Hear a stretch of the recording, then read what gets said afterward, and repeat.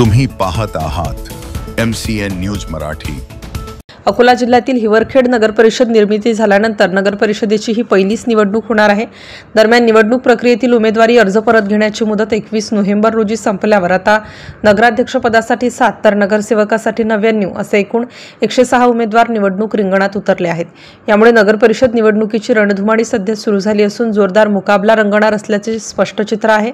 हिवरखेड नगरपरिषदचे नगराध्यक्ष पद ओबीसी महिला राखीव निघाल्याने अनेक पुरुष मंडळींचा हिरमोड झाला असला तरी महिलांनी मोर्चा हातात घेतला असून काँग्रेसतर्फे सुनंदाताई सुरेश गिर्रे, भाजपातर्फे सुलभाताई रमेश दुतोंडे, राष्ट्रवादी काँग्रेस अजित पवार गटातर्फे कुमारी आचल सुरेश ओंकारे, प्रहार व शिवसेना शिंदे गट युतीतर्फे शोभाताई मधुकर घुंगड, वंचित बहुजन आघाडीतर्फे कल्पना सुनील अस्वार, अपक्ष साबिया अंजुम नसीम सौदागर, अपक्ष सुनंदा रमेश भड या 7 महिला नगराध्यक्ष पदाच्या रिंगणात आहेत। तर दुसरीकडे नगरसेवकाच्या 20 जागा असून त्यापैकी 10 महिला राखीव आहेत।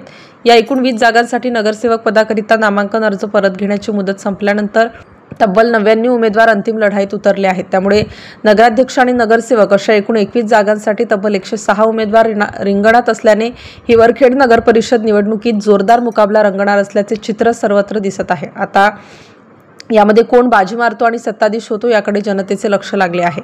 MCN न्यूज मराठी करिता बाळासाहेब नेरकर, हिवरखेड।